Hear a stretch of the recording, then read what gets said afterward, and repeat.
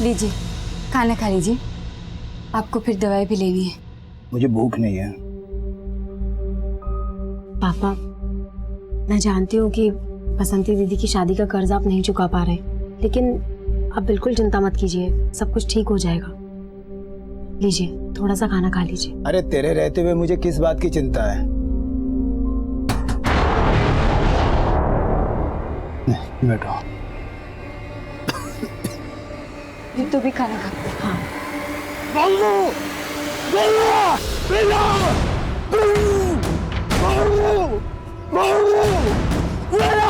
पापा, पापा,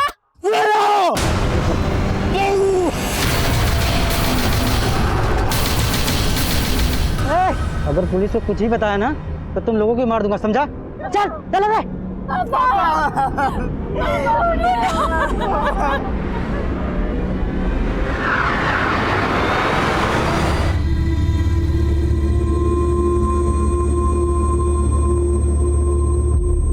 बेला, दीदी, यहाँ पर आप लोगों की जान को भी खतरा है। यहाँ रहोगे तो वो लोग चैन से जीने नहीं देंगे आपको। पर जीजा जी, हम ऐसे डर के नहीं जाएंगे। हमें पापा को इंसाफ दिलाना है, और वैसे भी इस घर में उनकी बहुत सारी यादें हैं। हम ये घर छोड़कर नहीं जा सकते। ठीक है, जैसे आप लोगों की मर्जी, पर अब हमें जाना होगा। बसंती, चलने की तैयारी करो। मैं अभी नहीं जाना चाहती हूँ, माँ को मेरी ज़रूरत है। हाँ, लेकिन तुम्हें देखभाल की जरूरत है, और ऐसे माहौल में मैं तुम्हें यहाँ नहीं छोड़ सकता। जीजा जी, आप दीदी को तो साथ लेके जा रहे हैं, लाली को मेरे पास रहने दीजिए ना। ठीक है, चलो।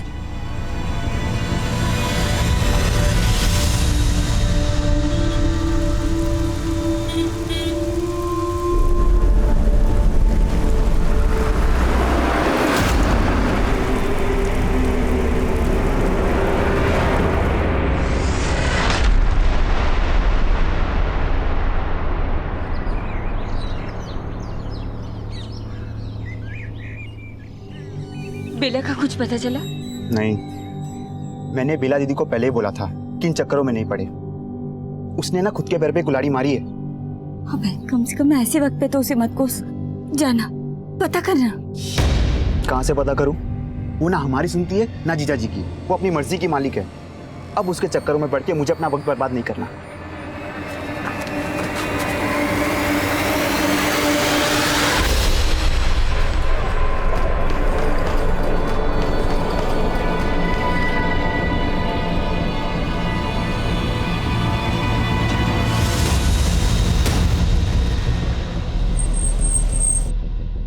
जैन सर। सर, इन्होंने सुबह 5 बजे इस लड़की को यहाँ पे देखा था, और सर इसके मुंह और दोनों पैर बंधे हुए थे सर।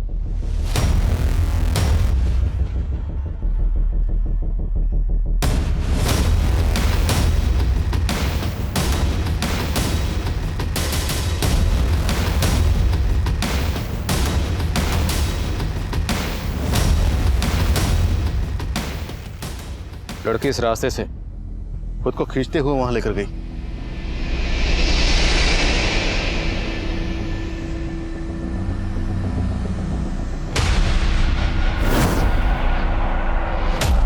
इस जगह को देख के लग रहा है यहाँ पे ज्यादातर लोग पीने वाले या फिर जुआ खेलने वाले आते होंगे। तो वो लड़की यहाँ क्या करने आई होगी?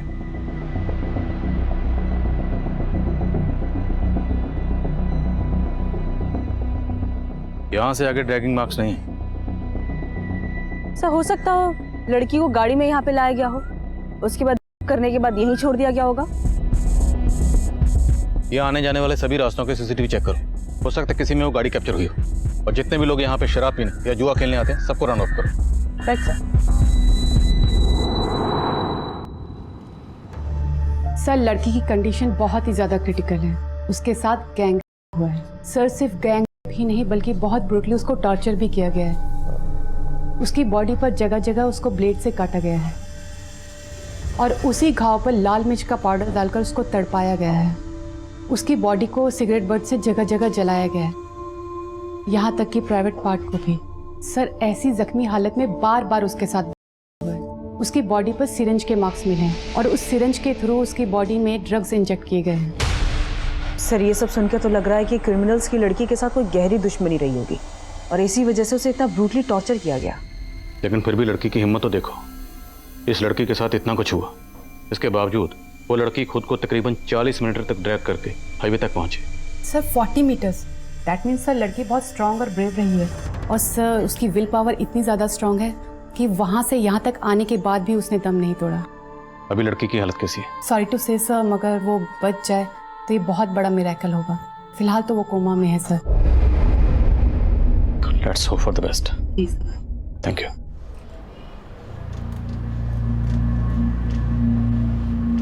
सर, ये रास्ता उसी एरिया की तरफ जाता है जहाँ पे हमें उस लड़की के ड्रैगिंग मार्क मिले, और ये एसयूवी का नंबर अंधेरे की वजह से नजर नहीं आ रहा है। But sir, I am sure इसी एसयूवी से उस लड़की को यहाँ पे डंप किया गया होगा, क्योंकि 2 मिनट बाद ये एसयूवी इसी एरिया से निकलती हुई दिखाई दे रही है। अगर ये एसयूवी इस लड़की को डंप करने के लिए यूज हुई है तो शायद क्रिमिनल को लगा होगा कि लड़की मर गई, इसलिए वो इसको फेंक कर चले गए, क्योंकि इतना टॉर्चर करने के बाद वो इसे जिंदा रखने का रिस्क तो नहीं लेंगे। इस एसयूवी का ट्रेल फॉलो करो, यहाँ आने जाने वाले जितने भी रास्ते हैं, जहाँ पर भी सीसीटीवी है, सबकी फुटेज चेक करो। हो सकता है किसी सीसीटीवी में ये एसयूवी कैप्चर हुई। Okay sir. मैं कम इन सर। कमें सर, गुड़गांव थाने में एक की नाम की औरत की कंप्लेंट फाइल हुई है। सर, इसका फोटो उस लड़की से मैच करता है जो हमें मिली थी। सर, बेला पे चोरी का इल्जाम किसी और ने नहीं बल्कि इसके पति गोकुल ने लगाया।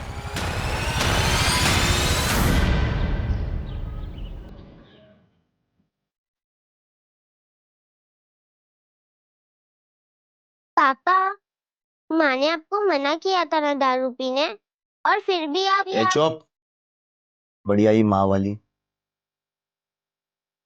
तूने ही उसको मदद की ना जेवर और पैसे चुराने में।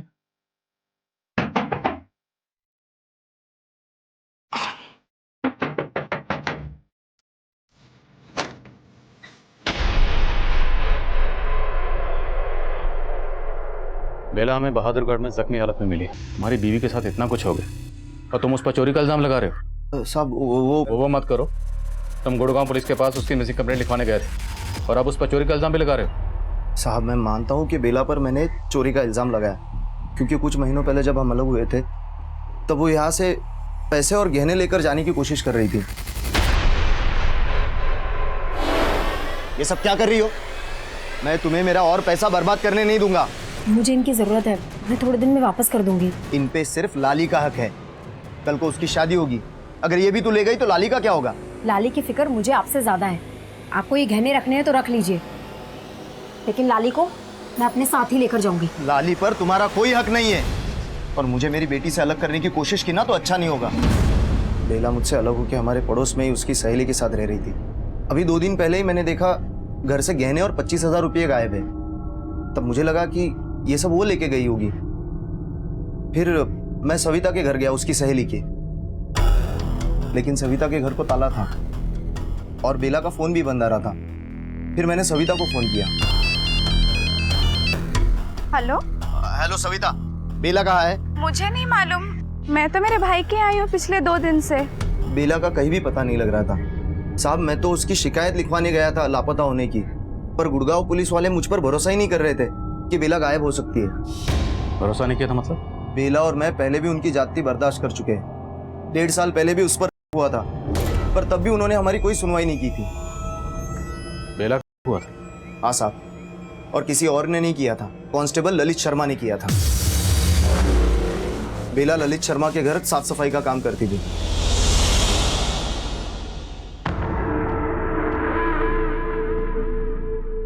बेला माँ कहाँ?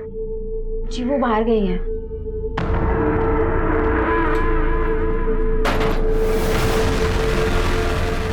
ये दरवाजा क्यों बंद कर दिया? अरे बेला, बहुत दिन से सोच रहा था कि तेरे साथ थोड़ा सा वक्त गुजारूं अकेले में। ठीक, आज मौका मिल गया ना, आज हम दोनों अकेले हैं। चल बैठ के कुछ बात करते हैं।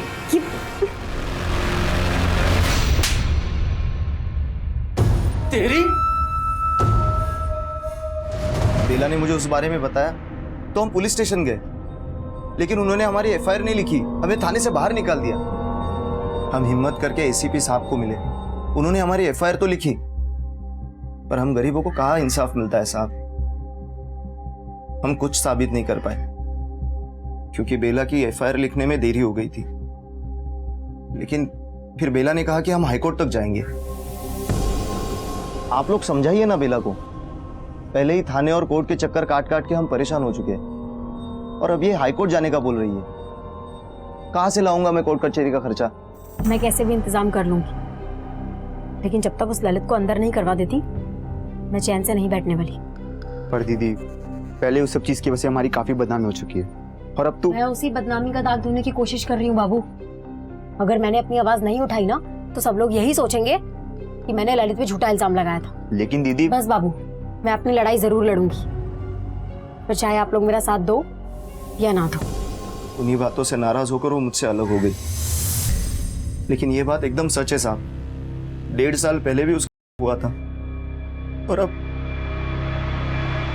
बेला की हालत कुछ ठीक नहीं है गोकुल साहब। जरूर इस बार भी उस ललित शर्मा ने उसके साथ ये सब किया होगा, क्योंकि वो उसको अंदर करवाना चाहती थी। इसी डर से मैं उसको मना करता था कि ये सब ना करे।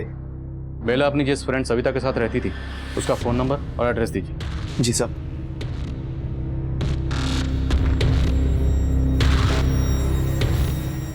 पापा, मुझे भी माँ से मिलना है।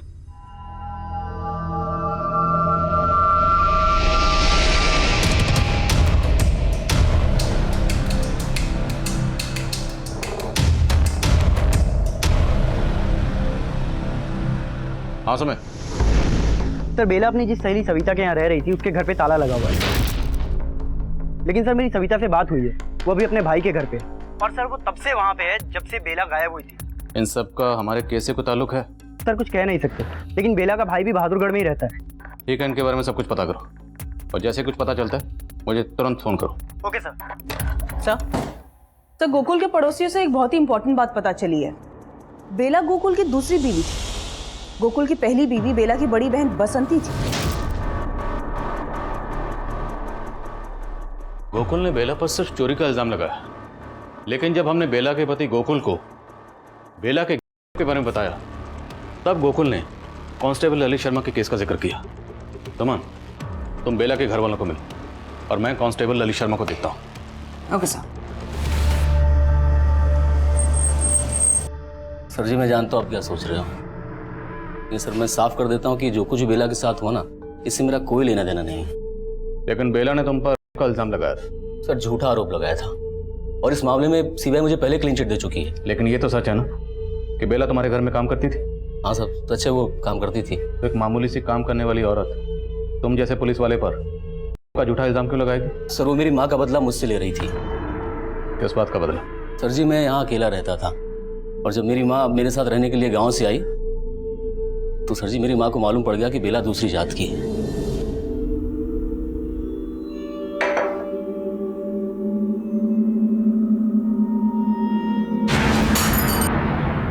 माँ, ललित तू पागल है जो इस जात वाली को अपने घर काम पर रखा है? इसके हाथ का खा के क्यों अपना धर्म भ्रष्ट कर रहा है? माँ कैसी बात कर रही है? देख मैं ये सब नहीं मानता हूँ। तू चुप कर, इसको अभी काम से निकाल। पूरा घर अशुद्ध करके रख दिया है। सर जी मैं मानता हूँ कि मेरी माँ थोड़ी पुराने ख्यालात की है, लेकिन बेला ने भी इस बात को दिल पे ले लिया और मुझ पे का झूठा इल्जाम लगा दिया, और इसी वजह से मैं 1 साल तक सस्पेंड रहा। बेला का पहले रेप किया गया, फिर पूरी तरह से टॉर्चर किया गया, बहुत ब्रूटल रेप है, और उसकी हालत को देख के लगता है जैसे किसी ने कोई बहुत पुरानी नफरत निकाली उससे। और हमें पता चला कि अब वो तुम्हारे खिलाफ हाईकोर्ट जाने वाली है।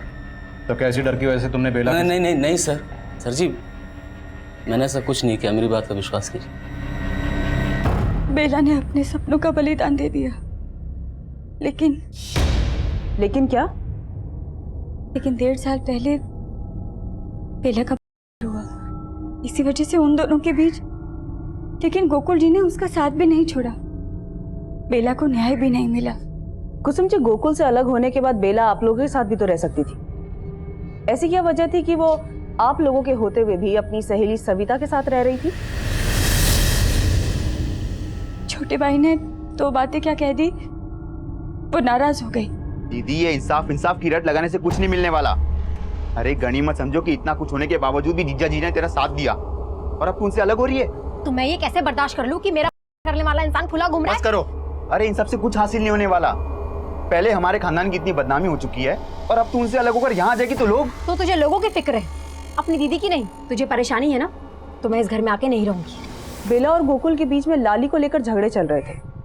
यहाँ बेला के साथ इतना कुछ हो गया और गोकुल उस पर चोरी का इल्जाम लगा रहा था। ये बात जानकर तो मुझे भी बहुत बड़ी हैरानी। जब गोकुल जी से फोन पर बात हुई तब पता चला कि उनको तो यही लगता है कि बेला हमारे साथ रहती है। माँ जी, बेला ने ये अच्छा नहीं किया। वो मेरे घर से पैसे और गहने चुरा कर ले गई है। गोकुल जी, आपको बहुत बड़ी गलतफहमी हुई है। बेला ऐसे कर ही नहीं सकती। अरे उसके सर पे भूत सवार है ना इंसाफ का, और उस चक्कर में वो मेरी सारी कमाई कोर्ट कचहरी में बर्बाद करना चाहती है। लेकिन मुझे मेरा पैसा वापस चाहिए। तभी मुझे पता चला कि बेला गायब है। मैंने बाबू से कहा कि वो जाकर उसे ढूंढे, लेकिन मुझे नहीं पता था कि उसके साथ इतना बुरा हो गया होगा।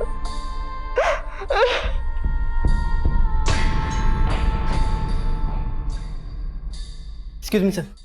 सर, सविता के भाई के बारे में तो कुछ मालूम नहीं चला है, लेकिन सर 2 साल पहले बेला ने सविता के पति को जेल करवाई थी।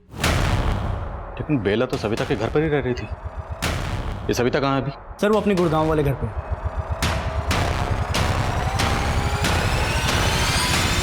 साहब, मेरा पति जगदीश रोज दारू पी के मुझे पीटता था।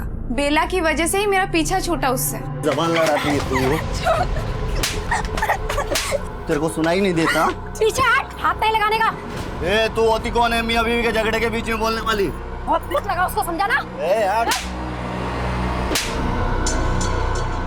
साहब, फिर बेला ने पुलिस को बुलाया और जगदीश को पुलिस वाले लेकर चले गए।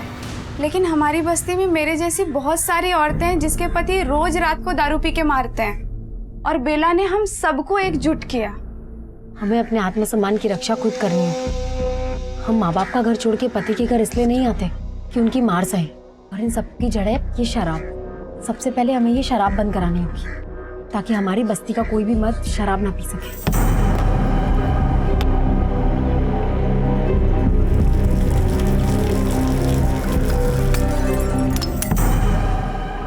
लेकिन उसके पति गोकुल का कहना है कि बेला उसके घर से चोरी करके भागी थी। साहब, झूठ बोल रहा है वो। बेला ऐसा कर ही नहीं सकती है। जब बेला मेरे साथ रहती थी तो उसका पति यहाँ पे भी उसे परेशान करने आ जाया करता था। माँ, हम सब साथ में कब रहेंगे? पापा ने बोला था अब तुम मेरी माँ नहीं हो। बेटा, तू बिल्कुल चिंता मत कर। मैं बहुत जल्दी ना तुम्हें अपने पास ले आऊंगी। सपने देखना बंद कर दे तू। और तुमसे कहा था ना यहाँ मत आया करो। और तू मेरी बेटी को भड़काना बंद कर दे। चल बेटा। साहब, माना लाली बेला की सगी बेटी नहीं है, लेकिन लाली को बेला से ज्यादा कोई प्यार नहीं कर सकता साहब। हमें बेला बहादुरगढ़ में मिली और हमें पता चला कि बहादुरगढ़ में ही आपका भाई रहता है। तो क्या उस रात बेला बहादुरगढ़ में आपसे मिलने आई थी? नहीं साहब, मैंने बेला को आखिरी बार यहीं गुड़गांव में देखा था। सविता, हाँ, मैं निकलती हूँ, मुझे आने में देर हो जाएगी। अच्छा सुनना, चाबी लेते हुए जा। मेरे भाई की तबीयत ठीक नहीं, मुझे उसके घर जाना पड़ेगा। ठीक है, चल मैं निकलती हूँ। हाँ। बेला बहादुरगढ़ में किससे मिलने गई होगी? आपको कुछ अंदाजा है? नहीं साहब, मुझे इस बात का कोई अंदाजा नहीं है।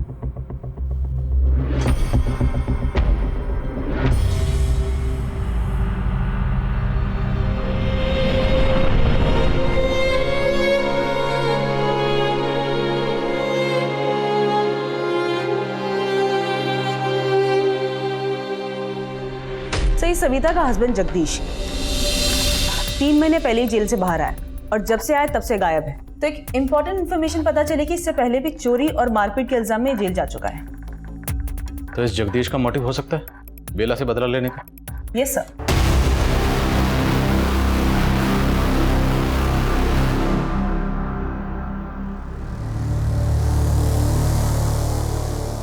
इस जगदीश के लिए लुकआउट नोटिस जारी करो। और कांस्टेबल ललित शर्मा के खिलाफ कुछ मिला? यस सर, कांस्टेबल ललित के बारे में पता किया। तो ये सच है कि कांस्टेबल ललित काफी टाइम से गुड़गांव में पोस्टेड है और बेला के साथ जो कुछ भी हुआ वो बहादुरगढ़ में हुआ। तो पॉसिबल है कांस्टेबल ललित शर्मा ने ये सब कुछ किसी और से करवाया, खुद ना करके किसी और को इस्तेमाल किया, शायद जगदीश को। मैं कम इन सर? सर बेला के कॉल रिकॉर्ड्स आ गए हैं। बेला का फ़ोन 16 मार्च को बहादुरगढ़ में ही बंद हुआ था। और हमें बेला मिली 18 मार्च को बहादुरगढ़। उसके कॉल रिकॉर्ड्स में बहादुरगढ़ का कोई नंबर? नहीं सर, उसके कॉल रिकॉर्ड्स में बहादुरगढ़ का तो कोई नंबर नहीं है, लेकिन सर उसको लास्ट कॉल जिज्ञासा नाम की एक लड़की ने किया था। और सर ये जिज्ञासा एनजीओ के लिए काम करती है। एनजीओ? चमन, मिलो इस जिज्ञासा से। Right sir. एसयूवी की कोई लीड? सर वो एसयूवी एक दूसरे सीसीटीवी फुटेज में कैप्चर हुई है, लेकिन सर उसमें भी उसका नंबर साफ नहीं दिखाई दे रहा। तो और फुटेज चेक करो। हमारे लिए मुजरिमों तक जल्द से जल्द पहुंचना जरूरी है। और बेला से जितने भी लोग जुड़े हुए हैं सबके कॉल रिकॉर्ड्स निकलो। मुजरिम किसी से भी कनेक्टेड हो सकते हैं। Okay sir.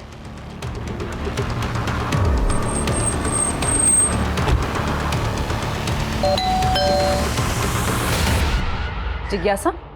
जी मैडम, मैं बेला से 3 महीने पहले मिली थी। मुझे पता चला था कि उसने कांस्टेबल ललित के खिलाफ केस फाइल किया था और मैं उसकी मदद करना चाहती थी। देखो बेला, मैं जानती हूँ तुम ललित के खिलाफ आरोप साबित नहीं कर पाई। तुम चाहो तो हाई कोर्ट में उसके खिलाफ केस कर सकती हो। उसमें तो बहुत पैसे खर्च हो जाएंगे, इतने पैसे तो नहीं है मेरे पास। उसकी चिंता तुम मत करो। तुम्हारे केस के खर्चे के लिए मैं अपने एनजीओ में बात कर रही हूँ। तो तुम्हारी एनजीओ ऐसे केस में इंटरेस्ट क्यों ले रही थी जिसमें क्राइम ब्रांच ने भी कांस्टेबल ललित को क्लीन चिट दे दी थी? मैडम, मुझे बेला पर पूरा भरोसा था। इनफैक्ट जब मैं उसकी मदद कर रही थी तो मुझे थ्रेट मिल रहे थे। ओ मैडम, उस बेला की मदद की ना तो तेरी मदद करने वाला कोई नहीं बचेगा। कौन था वो?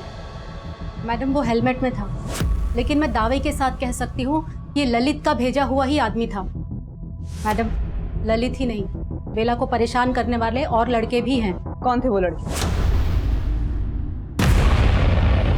अरे रेड क्वीन, चलती है क्या 500 में 2 घंटा?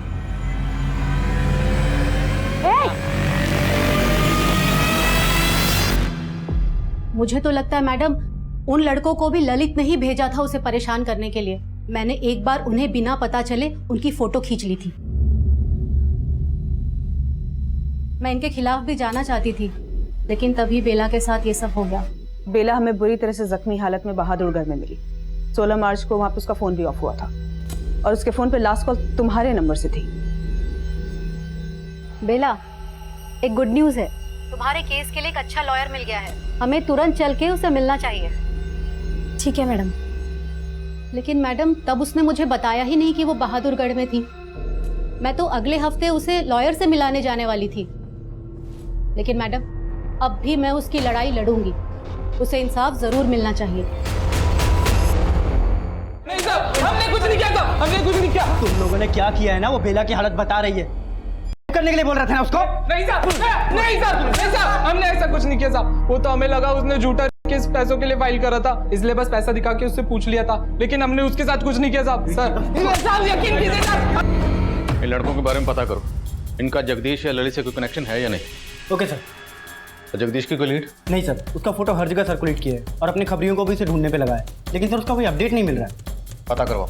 Okay sir. हाँ सुमा। सर, क्राइम सीन पे जो एसयूवी देखी गई थी उसका एक ट्रेल मिला है। एक पेट्रोल पंप के सीसीटीवी कैमरा में उस रात को वो एसयूवी कैप्चर हुई। उसका नंबर भी विजिबल है, किसी महेश के नाम पर है। मैं उसी एड्रेस पे जा रही हूँ। गुड, जाओ और मुझे अपडेट करो। Okay sir.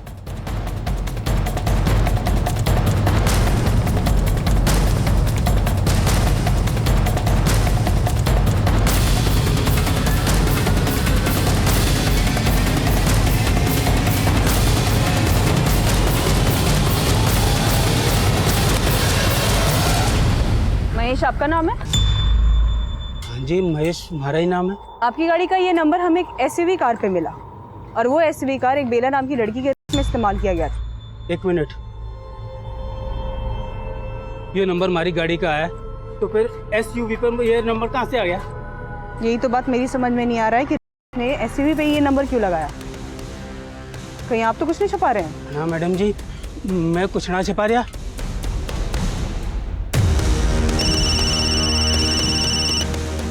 Yes sir. इस महेश का बेला या उससे जुड़े लोगों से कोई कनेक्शन? सर, अभी तक ऐसा कुछ मिला तो नहीं है, लेकिन फिर भी मैं चेक करती हूँ। और ये भी चेक करो, इस महेश की किसी से कोई दुश्मनी तो नहीं, जैसे फंसाने की कोशिश कर रहा हो? ओके सर, मैं देखती हूँ। सर उस महेश के बैकग्राउंड में ऐसा कुछ भी नहीं मिला जो क्रिमिनल की लीड दे, और ऐसा भी कोई क्लू नहीं मिल रहा है जिससे ये पता चले कि बेला उस रात को बहादुरगढ़ में क्यों गई थी। ये सविता भी तो उस रात बहादुरगढ़ में थी अपने भाई के घर पर, और सविता के पति जगदीश का बेला से इशू भी था। बट सविता ने खुद ही बोला कि बेला ने ही जगदीश से उसका पीछा छुड़वाने में मदद की, और ऐसी कोई वजह नहीं मिल रही जिससे वो झूठ बोले। और जिज्ञासा का कहना है कि जब बेला बहादुरगढ़ में थी तो उससे उसकी फोन पे बात हुई। यस सर, और जिज्ञासा की बातों से ये लग रहा है कि जब लास्ट टाइम उसकी बेला से बात हुई थी तब वो एकदम सही सलामत थी। तो बेला उस रात बहादुरगढ़ में क्यों गई होगी, कहाँ गई होगी? सर एक और बात है जो खटक रही है। बेला के पति गोकुल ने ये बोला था कि बेला घर से पैसे और गहने चुरा कर भागी थी, और अभी तक हमने बेला के बारे में जो कुछ भी जाना है उसे लगता तो नहीं है कि वो ऐसा कुछ करेगी। तो तुम कहना चाहती हो कि बेला के पति गोकुल झूठ बोल रहे? चोरी का इल्जाम तो ठीक है, लेकिन खुद की पत्नी को इतना टॉर्चर, इतनी बुरी हालत? सब बेला और गोकुल की बन तो नहीं रही थी, और ऊपर से लाली को भी लेकर उन दोनों के बीच में झगड़ा चल रहा था।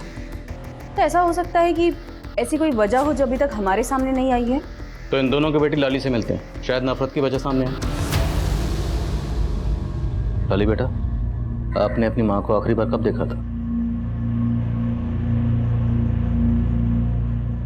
डरो मत, बोलो। काफी दिन पहले। काफी दिन पहले मतलब क्या उस दिन 16 मार्च थी? कुछ याद है आपको?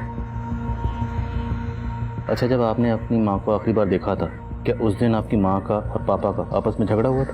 वो दोनों का हमेशा झगड़ा होता था। किस बात को लेकर झगड़ा होता था? इतनी छोटी बच्ची के सामने शराब पीते हुए आपको शर्म नहीं आती?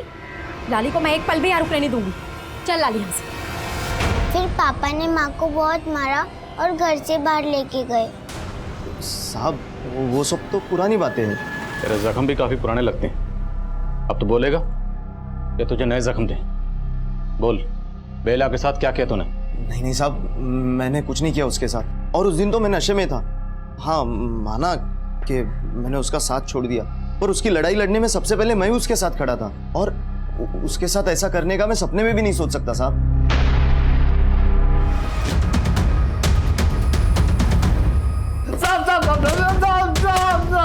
एक मिनट, समझ। चल बोल।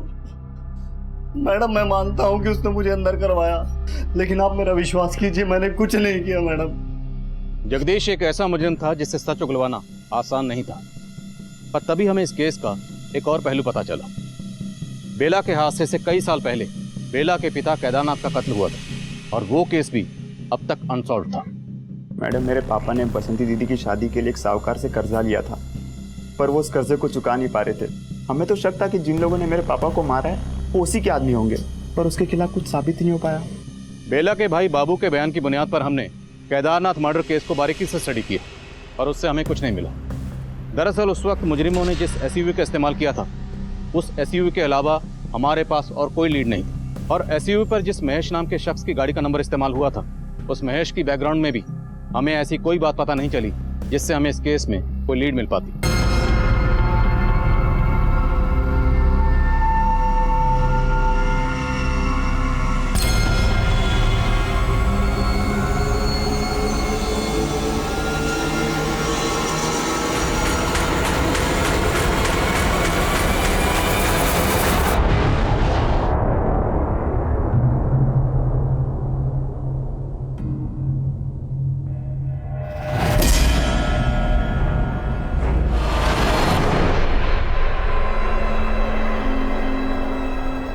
सेन, यहाँ बेला की जान जा सकती थी और तुम्हें चाय पीने की पड़ी थी। वन सेकेंड सर, मैंने यहाँ का सीसीटीवी फुटेज चेक किया, उसमें वो आदमी दिखाई दिया जिसने बेला को मारने की कोशिश की।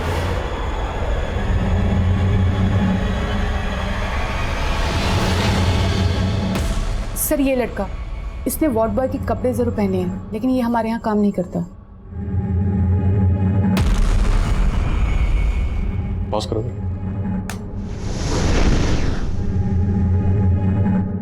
आप लोग जानते हैं इसे? शायद कहीं देखा हो।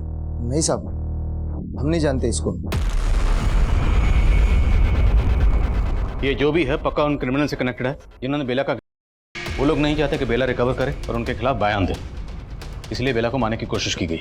सर वो आदमी हॉस्पिटल के बाहर के सीसीटीवी फुटेज में भी दिखा है। उस फुटेज में भी वो हॉस्पिटल की तरफ पैदल ही आता हुआ दिखाई दे रहा है। पक्का वो यहाँ किसी व्हीकल पर आया होगा। हॉस्पिटल के आसपास पता करो और ध्यान रहे मीडिया को इस बात की भनक बिल्कुल नहीं लगनी चाहिए कि बेला पर अटैक हुआ और वो बच गई। इससे क्रिमिनल अलर्ट हो जाएंगे। उन्हें वही लगने दो, वो जो करना चाहते थे उन्होंने कर ली। और ये भी चेक करो कि इस आदमी का कोई क्रिमिनल रिकॉर्ड है या नहीं। Okay sir. पराग भैया, काम हो गया? एकदम हो गया। बेला की बला दूर, रात का बुलेटिन देख लेना। पार्टी तो फिर बनती है, हैं? करेंगे हम, और सजा भुगतेगा वो ललित। ते बुला ले रहे अपनी समिया को। आज फिर से अपनी रात रंगीन मनाएंगे और फिर गायब हो जाएंगे। ठीक है भैया। क्या हाँ समझ। सर, एक ऑटो वाले ने उस आदमी को आइडेंटिफाई किया है। सर, इस ऑटो वाले ने बताया कि इसने उसे हॉस्पिटल से उठाया था और बहादुरगढ़ रोहतक रोड पे छोड़ा था। तुरंत वहां जाओ, वो आदमी वहीं कहीं हो सकता है। Okay sir. सर, मैं जिज्ञासा से मिली, उसे बात करके एक हिंट मिली है। कैसा हिंट?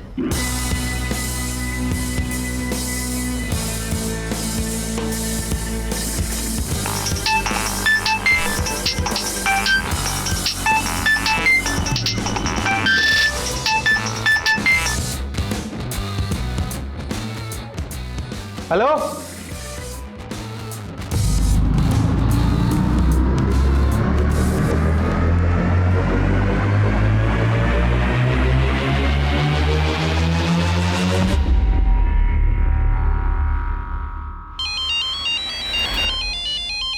हाँ बोल। ओके राजेश, आगे से राइट लो, क्विक।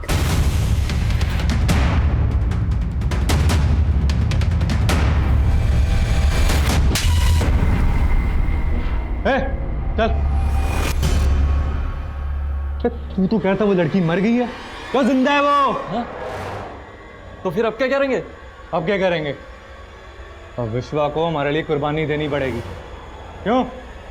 मरेगा ना हमारे लिए, मरेगा ना।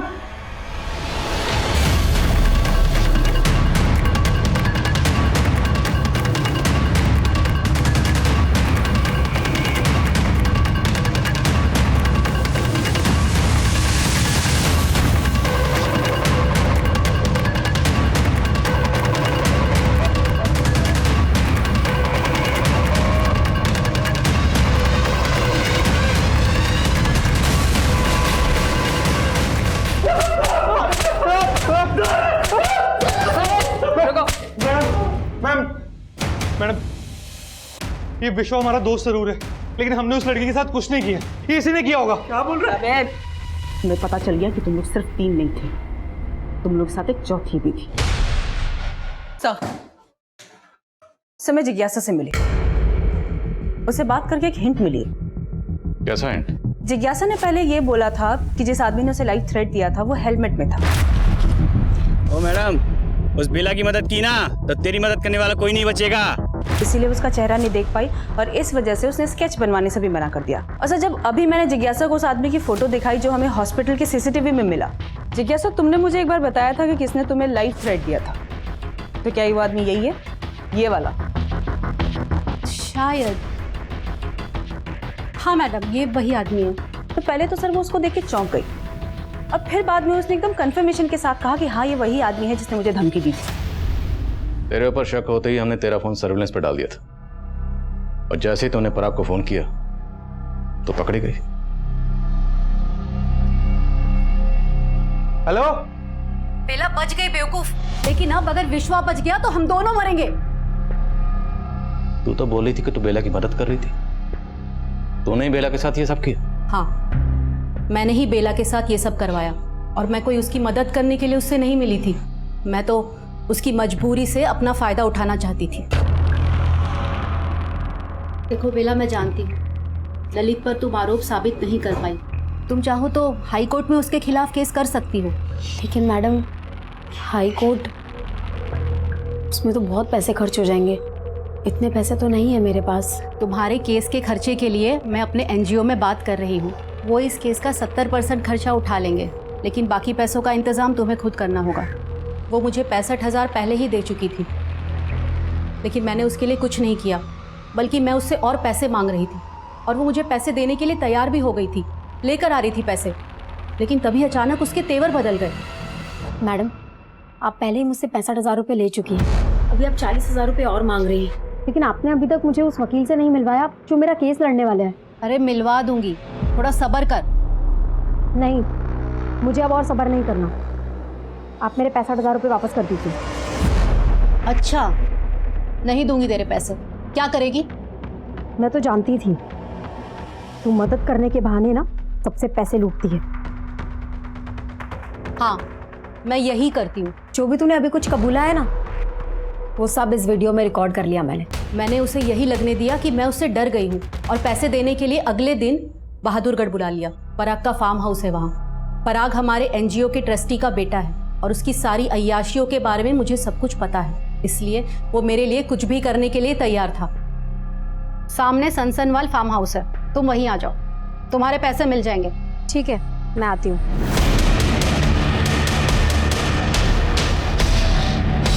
हमें लगा कि वो मर गई है, इसीलिए हमने उस रात उसे वहाँ पे फेंक कर चले गए, लेकिन बाद में मालूम पड़ा कि वो जिंदा है। और उसके बाद तुम लोगों ने उसे मारने की कोशिश की, लेकिन अब तुम तीनों हमसे नहीं बचने वाले। उठो इसे।